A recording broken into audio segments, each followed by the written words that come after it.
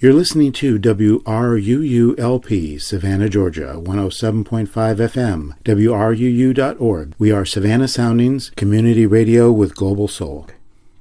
Check, check, 1, 2. Hope you like a little country, some rock and roll and blues, 'cause we sure love playing for good people like you. Let me know if you can hear me. Check, check, 1, 2. Welcome to Music Local and Sustainable, the radio show that features discussions with and the music of local musicians. I am your host, Dave Lake. Tonight, we're talking with jazz guitarist and the president and CEO of Benedetto Guitars here at the Benedetto Guitar Workshop in Savannah. Welcome, Howard Paul. Well, thanks so much for having me on the show. Could you tell us a little bit about your musical journey? I started with guitar, was my first instrument when I was 4 years old. I had an aunt who, uniquely in that day, this is early 1960s, was a world traveler. And so at some point she left her apartment in New York City to travel around the world, and she brought all of her junk to my parents' house in New Jersey. And among the junk was a guitar that found its way into my bedroom. So from the age of 4, I just was dying to be a guitar player because I had a guitar. And of course the Beatles were just launched in 1964. And so for my birthday that year, my parents got me a guitar teacher who, as it turned out, was a jazz guitarist, but I didn't know that for many years to come. And then at 10 years old, I was introduced to an amazing, I won't call him a savant, but a prodigy named Dave McKenzie, incredible alto saxophone player, who at 10, when you listened to him, you couldn't tell the difference between Dave and Paul Desmond, Dave Brubeck's saxophone player. And so his father insisted that I come to their house. They had a basement, a dungeon, and that's where we would start listening to Dave Brubeck, and he introduced me to Miles Davis and Charlie Parker, and that was my first real taste of jazz. And since that age, since I was 10, I really haven't played any music other than jazz. I've gotten stuck in the occasional wedding gig where I had to play a few Elvis songs, or Jeremiah Was a Bullfrog, but really from 10 years old on, everything's been jazz. Dave and I started playing professionally at 13, and full time at 17. And when I was 20, I took a couple of years off to go to college, but played throughout college, toured during my college days. I was at the University of North Carolina, Greensboro, and some time at Chapel Hill. Played with a 14-piece jazz orchestra on weekends. We'd go on the road, the Burt Messingale Orchestra. And then during the summers, I'd be back in Atlantic City, playing in the clubs and the casinos, and did that until my mid-20s, when I decided I probably wouldn't live to see 30 if I continued on the road of being a full-time jazz musician. What do you mean by that? Well, it was the early 80s, and it was a rough time in the entertainment industry. I was in Atlantic City, which was casino capital of the East Coast, and the mob capital of the East Coast, and probably the cocaine capital of the East Coast, and so I was a jazz guitarist, dating showgirls and living the life, and playing gigs until 6 or 7 o'clock in the morning, and going back at it again later in the day. So I really felt like I looked at all of my close friends who were all much older than me. They were all kind of the last generation of big band players who were left to die in Atlantic City, and they were miserable. They didn't like the club owners. They didn't like the commercial gigs they had to take. They didn't like teaching. They were in many cases alcoholics or drug addicts. They had been divorced. They didn't have any background or backup, and there were no real schools to support music education. So I looked around at the people who were the finest jazz musicians anywhere, and they were all miserable, and I saw myself falling into that trap. So when I was 26 years old, I guess technically, I enlisted in the Army just to get away from being a professional musician. And spent the next 10 years as an Army officer. Enlisted, got somehow miraculously into officer candidate school, and spent the next 10 years as an Army, mostly transportation and logistics officer. So nothing to do with... Did you play any music at the time? I never stopped playing. Okay. Guitar, one of the great things about being a guitarist is you can take it almost anywhere. And so I played in the deserts of Iraq during Desert Storm. I used to sneak on to the port in Mogadishu, Somalia. There was one of the American tugboat captains there that had a guitar. He'd let me come on and practice, an hour a day if I'd play for him. I lived in Germany for 3 years and had a nice jazz trio that I played with on weekends. When I was in the United States, I lived mostly between Richmond and Fort Eustis, Virginia. And so I had weekend gigs there. So I never really stopped playing, but I wasn't developing as a musician. I was just trying to maintain whatever chops I had, when I came into the military. And in 91, I was settled in Savannah. I was not really settled here, but stationed here at Hunter Army Airfield with orders to go directly to Desert Storm. So I had about 8 or 10 days on the ground here. The very first civilian I met in Savannah was Ben Tucker. He invited me to play with him as long as I was in town that week, and that first night I met my wife. And so I fell in love with Savannah and fell in love and decided it was going to be home whenever I got out of the military. So I spent from 91 until 96 still on active duty between Desert Storm and Somalia, and about a year at Fort McPherson in Atlanta, but with Savannah as my base during that time, and Ben Tucker as my conduit to the jazz world. In 96 I resigned from active duty to settle down permanently in Savannah. I took a day job with Chatham Steel Corporation, and that day job allowed me to play at night 4 to 5 nights a week. So I've been playing 3 to 5 nights a week ever since 1996 when I settled down here. So that's kind of my jazz trajectory. And how did you get hooked up with Benedetto guitar? I heard about Benedetto guitars in the early 70s, right after Bob had started building. Someone in Atlantic City, where I grew up, talked about this great guitar builder. At that time, Bob was in Clearwater, Florida. But I wanted, a D'Angelico, back then a D'Acquisto guitar. They were ridiculously expensive and all custom built for somebody else. D'Angelico died in '64, and that was kind of the epitome of what a jazz guitar was supposed to be. And so I couldn't get one of those, but I could buy Gibson, and I was playing Gibson L5s and Super 400s. And somebody told me about Benedetto guitars as being the best, the next great jazz guitar builder in the world. And I didn't really hear much about him. I'd seen a couple guitars along the way until 1995. As I was getting ready to get out of the military, I ran into a Philadelphia jazz guitarist named Jimmy Bruno. And within a few months of running into him, Boo Hornstein saw me on the street in Savannah and said, "We're going to try and do a Tybee Island Jazz Festival, and we want a headliner to bring down that we can afford." And I said, "You know who Jimmy Bruno?" "Of course I know Jimmy." So, "Well, let me give you some of his CDs." He had just given them to me in Philly. And Boo agreed to bring Jimmy down. When Jimmy came down for the concert, Boo called me up, said, "Pick him up from the airport, take him to the hotel. You are his chauffeur for the next 3 days." Which is a really dangerous thing to do with Jimmy Bruno.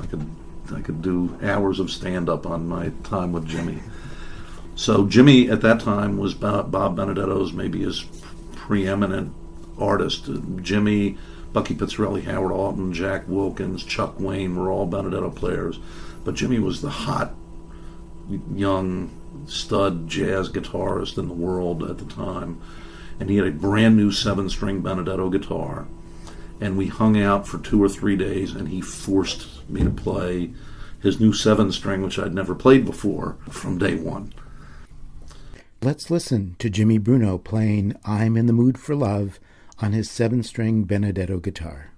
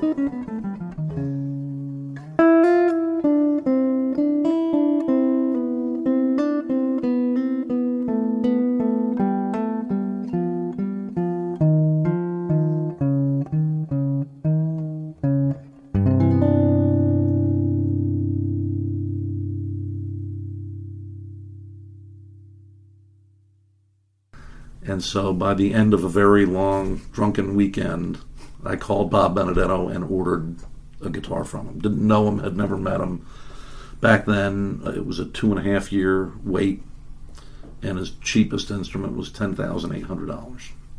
4 times as much as I'd ever spent on a guitar. And so during the next 2.5 or 3 years that I waited for my guitar, Bob Benedetto and I became very close friends.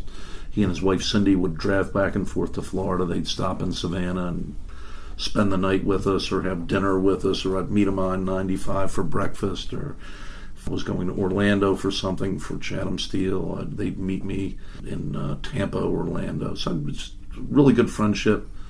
And after I received my first guitar, I became one of Bob's artists. In '99, Bob signed a licensing agreement to have Fender build Benedetto guitars at their custom shop under his supervision. That relationship lasted from '99 until 2006. And during the relationship, Bob and Fender both, I think, realized that a gigantic rock and roll company like Fender, the biggest guitar manufacturer in the world at that time, really wasn't an ideal fit with the very small and very high-priced jazz guitar marketplace. And so Bob kind of wanted out, and Fender wanted to keep him, but as a blue-chip company, not to really develop the brand any further. And so Bob called me one day. I was the one guy who he knew that was both a jazz guitarist and had a business background in Chatham Steel. Said, what would you think about helping me take the brand back and building a company with me? And obviously it didn't take too much forethought for me to think that was a great idea. So I left Chatham, wrote a business plan, left Chatham with the blessings of the Tenenbaum family. In fact, some of them are investors in the company, and Arnold Tenenbaum's still on the board. They really supported this venture, and it's 10 years now we've been here in Savannah. Bob was chairman, I was president and CEO, and we established the company from the ground up. So that's how we met and why I stumbled into the company. So what kind of advantages do you see for Savannah for having a world-class guitar workshop here in Savannah?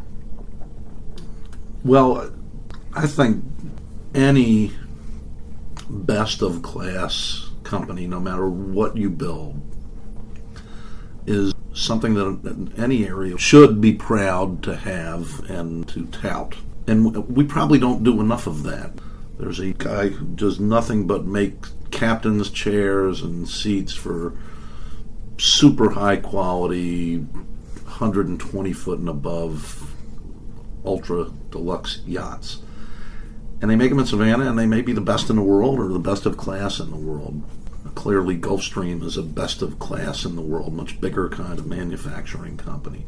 There's a wonderful furniture maker here, Greg Gunther, who makes some reproduction and is probably most famous for restoration of museum quality 17th and 18th century furniture, and he's probably the best in the world at what he does, or certainly among a very select few.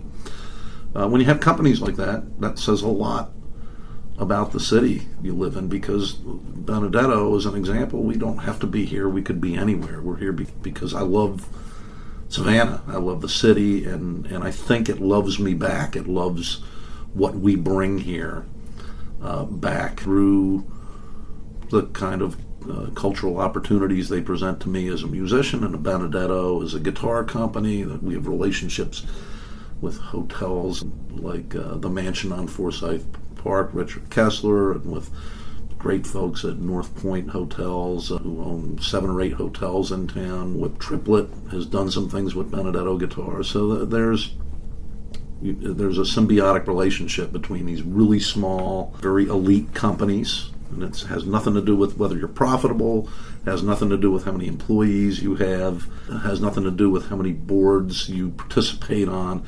It has to do with being the best in the world at what you do, and a city that sort of embraces that quality of art, whether it's food or furniture or musical instruments or jet planes. I think Savannah does a pretty good job of embracing it. Who are some of the artists that use Benedetto guitars? Over the years, we've had a lot. Last 3 generations, I'd like to say, of great players. Bucky Pizzarelli, Chuck Wayne, Johnny Smith owned and played Benedetto guitars.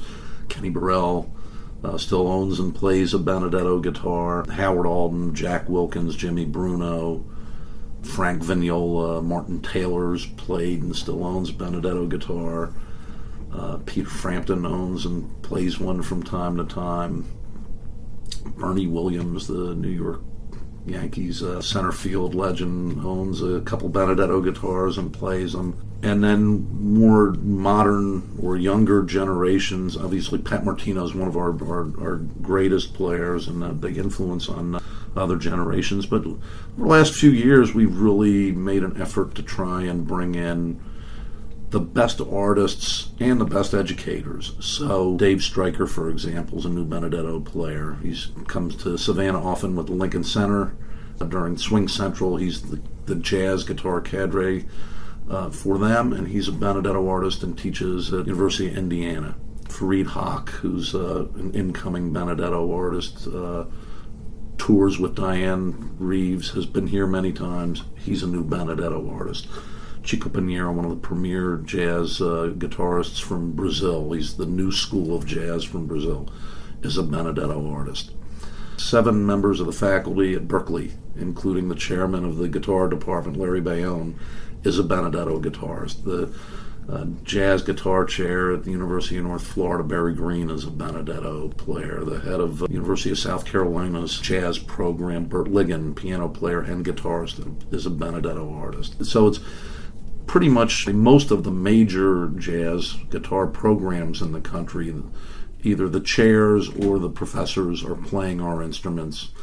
And then from the younger generation, we have Andreas Oberg, great Swedish jazz and gypsy jazz guitar player.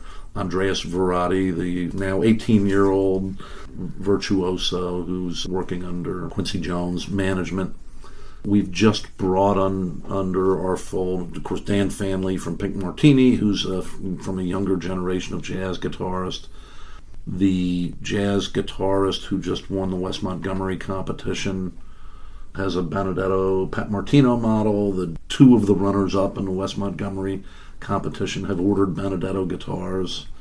The young guy who won the Monterey Jazz Festival jazz competition, Leandro Pellegrino, just ordered a Benedetto guitar that'll be delivered. So we've really kind of worked hard to get the next generation of jazz guitarists this quality of instrument. Let's listen to some of the younger Benedetto guitar players. First, Andres Oberg playing Turbulent Bolero by Django Reinhardt from his album My Favorite Guitars.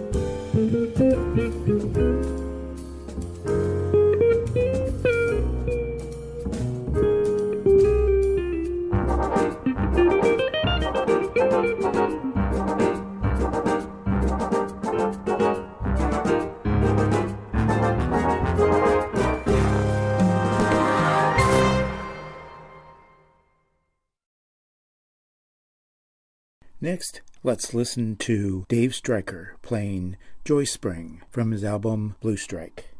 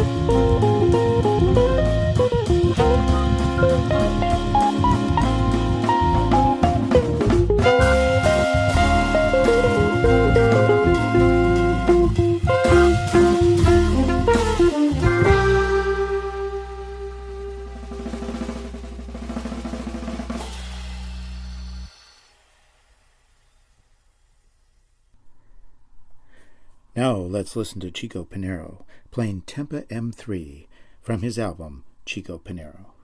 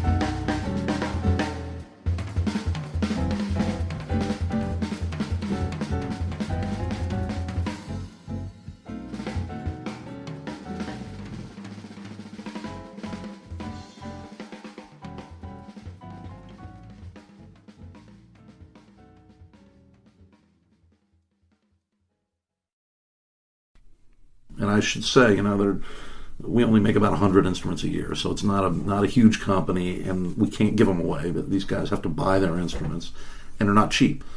So we kind of have two levels of guitars. We have what we call our professional series instruments, which are laminated construction or chambered solid body, like a Les Paul model, but maybe a step or two above a Les Paul model, or a hollow body archtop guitar that's laminated, similar to like a Gibson ES-175. Those range in price from about $4,500 to about $7,500, and that's for us. That's an entry-level instrument, but it's maybe the last instrument you'll ever need if you're a touring, gigging jazz musician. And then our carved guitars, which are the more coveted and collectible instruments, start at $10,000, which is a lot less than they started for in 1996 when I ordered mine. We've been able to make them a little more affordable because of this manufacturing process. They range from about $10,000 up to $50,000 or $60,000, depending on, or more. We've sold guitars for $100,000 before. So our customers are kind of, maybe 30% of them are the professional players, the guys who teach them in all the music conservatories, and then the guys who learn from them, the next generation of professional players. And then a bigger chunk, maybe 50% of our customers are professional doctors, lawyers, professors, engineers, dentists, bankers that can afford whatever they would like. They have expendable income and are really devoted to jazz guitar. Maybe they started playing jazz, played their way through college, went off to law school and did other things, and now they're in their 40s, 50s, or 60s, and they're really seeing the light at the end of the tunnel, and they want to be able to play again, and they can afford the best. And so that's probably the biggest group of our customers. And they tend to buy the highest end of the laminated guitars or the lowest to the mid-range end of the carved guitars. And then we have a small group of, maybe 20% that are collectors, and they own a lot of guitars, and they have to have a couple of Benedettos in their collection of Martins and Gibsons and Guilds and D'Angelicos and D'Acquistos and whatever they're collecting. So that's kind of the range of customers that we have and that we build for here. Now, there are actually some jazz guitarists here in town who have Benedetto. We have a lot of Benedetto artists here in town. Bill Smith is a Benedetto player. Jackson Evans. Bruce Spradley plays a Benedetto guitar. Young man Jack Considine Jr., who's just getting ready to go off to Music Conservatory, plays a Benedetto guitar. Annie Allman, I think, has a couple of Benedetto guitars.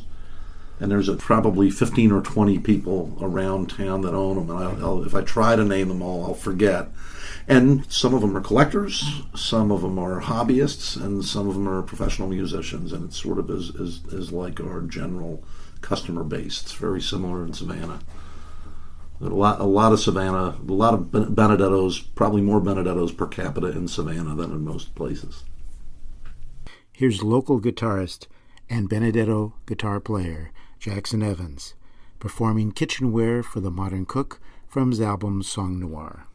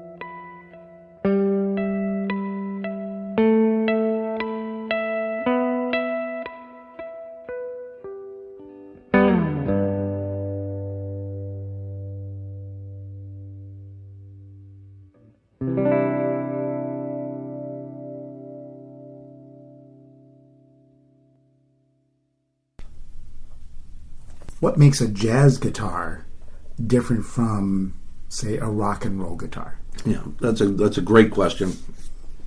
And in fact, I lecture on that subject at conservatories all over the country and in Europe.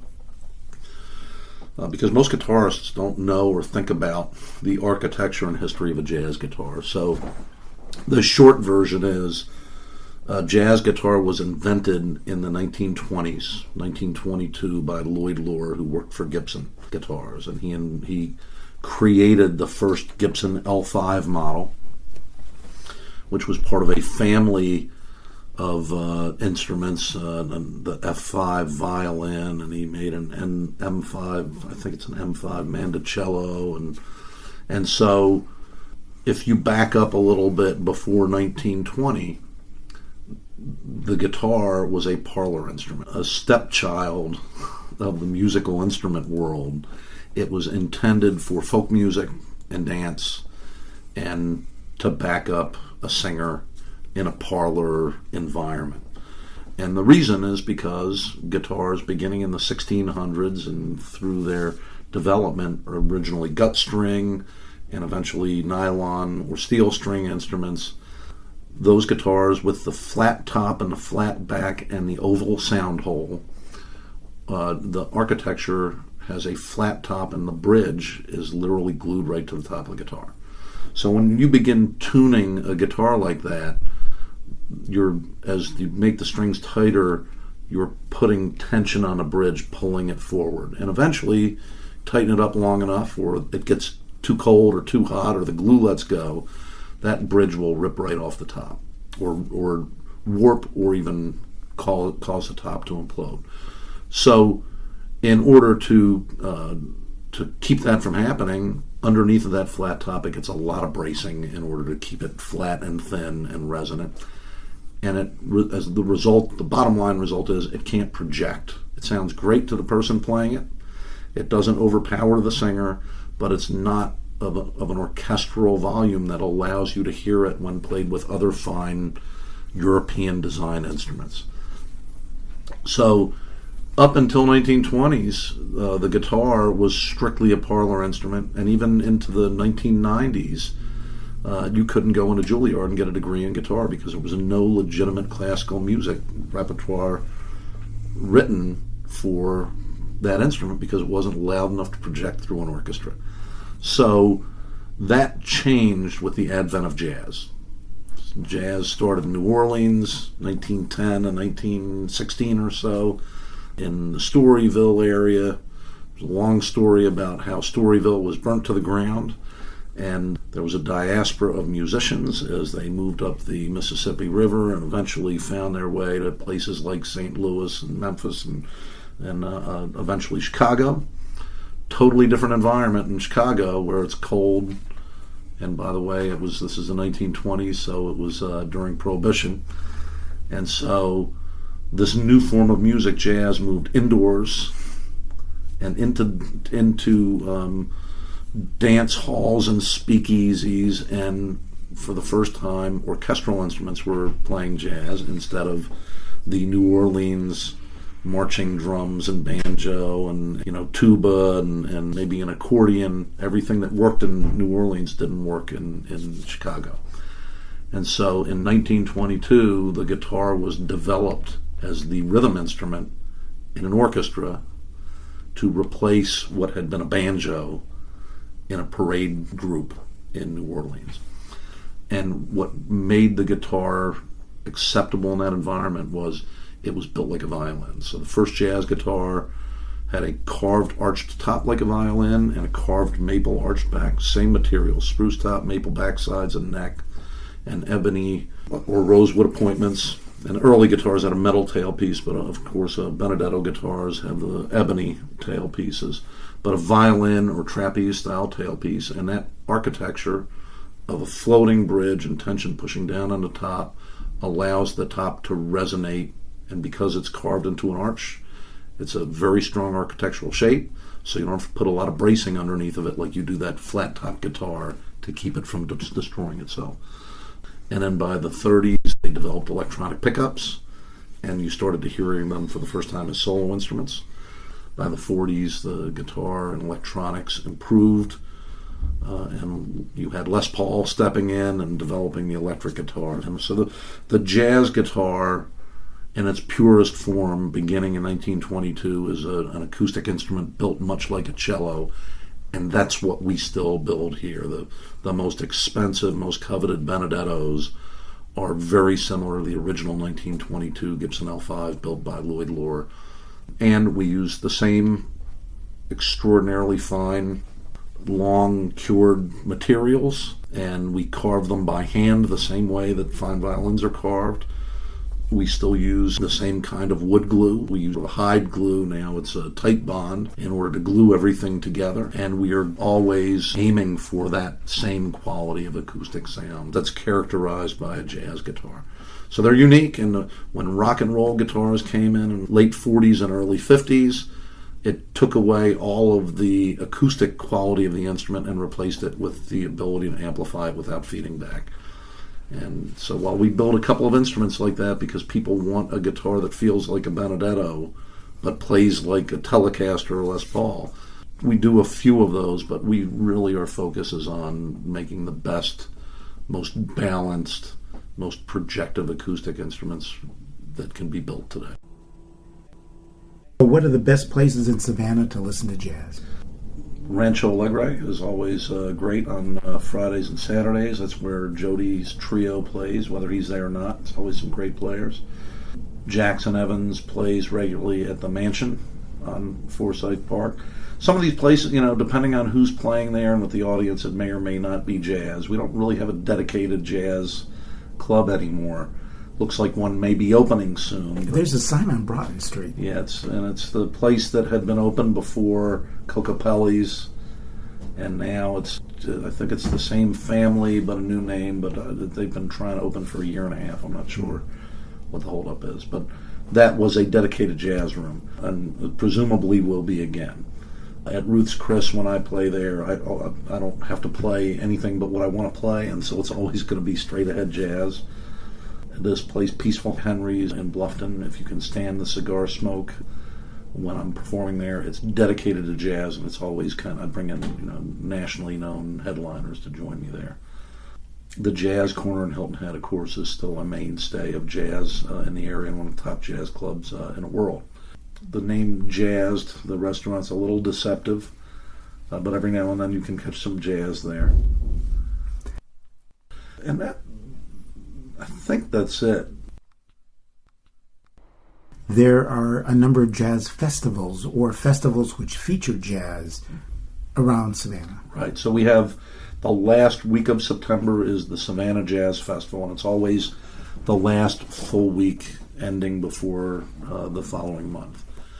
That's run by the Coastal Jazz Association, which I'm the incoming president for that organization, and I've run the Jazz Festival for several years. And in addition to that festival, Coastal Jazz Association does monthly concerts that are free to members, I think $20 for non-members and free to students. And we try to keep those very traditional jazz, straight-ahead jazz. And then we have the Savannah Music Festival, which is a broader range of music festival, but also features a lot of great jazz. And it's always starting around March 18th and running through early April. Howard Paul, I want to thank you so very much. Well, thank you, and I'm looking forward to seeing more of you and maybe talking to you again sometime. This has been another edition of Music Local and Sustainable, and I've been your host, Dave Lake. Well, I know we ain't headed for the Hall of Fame. Gonna give it what we got, man, that ain't no shame. Let me know if you can hear me. Check, check, 1, 2. Let me know if you can hear me. Check, check, 1.